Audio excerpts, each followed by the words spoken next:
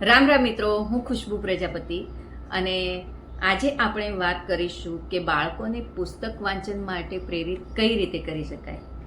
કેમ કે નાનપણથી જ જો બાળકને પુસ્તક આપવામાં આવે ને તો તેને એ વાંચવાની જિજ્ઞાસા જાગે અને તે તરફ પ્રેરાય. તો અહીં અમેરિકાની અંદર પ્રતિ સ્કૂલમાં ભણે છે તો ફર્સ્ટ ગ્રેડમાં હતું ત્યારે પણ અને સેકન્ડ ગ્રેડમાં આવ્યો છે ત્યારે પણ તેમને લાઇબ્રેરીનો પિરિયડ હોય છે અને તેમાં તેમને મનગમતા પુસ્તક લઈ મનગમતી જગ્યાએથી બેસી વાંચે અને તો તેમને વાંચવું ગમે છે.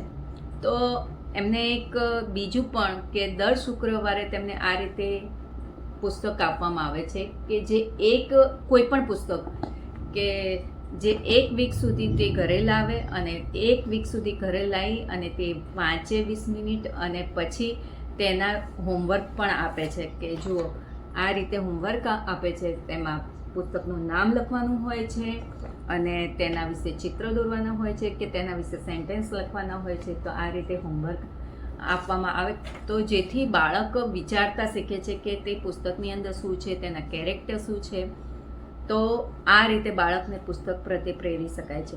અને એક આ રીતે પેમ્પલેટ પણ આપે છે અમને સ્કૂલમાંથી કે જેમાં એક સ્ટુડન્ટ જે સ્કૂલ વર્ષ દરમિયાન ફક્ત 20 મિનિટ વાંચે ને તો તે કેટલું શીખી શકે છે.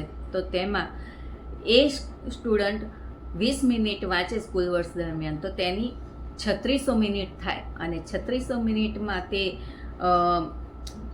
18 લાખ શબ્દો તે શીખી શકે છે. જ્યારે બીજું સ્ટુડન્ટ સ્કૂલ વર્ષ દરમિયાન 5 મિનિટ જો વાંચે ને તો તેને 900 મિનિટ થાય અને તે 2,82,000 શબ્દો શીખી શકે છે. જ્યારે એક સ્ટુડન્ટ 1 મિનિટ સ્કૂલ વર્ષ દરમિયાન વાંચે તો તે 180 મિનિટ થાય અને તે 8,000 શબ્દો શીખી શકે છે. તો આ રીતે ફક્ત 20 મિનિટ બાળક જો સ્કૂલ વર્ષ દરમિયાન વાંચે ને તો પણ તે કેટલું શીખી શકે છે. તેવી જ રીતે હું આ ભારતમાંથી એક આવી બુક લાવી છું કે જે આપણા ધર્મગ્રંથ વિશે છે અને બાળક તે વિશે પણ શીખી શકે. તો તે આવી ચિત્રવાળી પુસ્તકો પણ બાળકને આપી શકીએ છીએ જેથી તે વાંચન પ્રત્યે પ્રેરાય, તેને રંગ પૂરવા વધારે ગમે છે, તેને ચિત્ર દોરવા વધારે ગમે છે અને નીચે આપેલી છે સ્ટોરી જુઓ. તો આ રીતે પુસ્તક પણ હું ત્યાંથી પણ લાવી છું જેથી પ્રત્યુષ આપણા ધર્મગ્રંથ વિશે પણ શીખે. તો આ વાત જાણી તમને કેવું લાગ્યું? ગમે હોય તો લાઈક કરજો, શેર કરજો અને યુટ્યુબમાં જોતા હોય તો સબસ્ક્રાઈબ કરજો. ધન્યવાદ.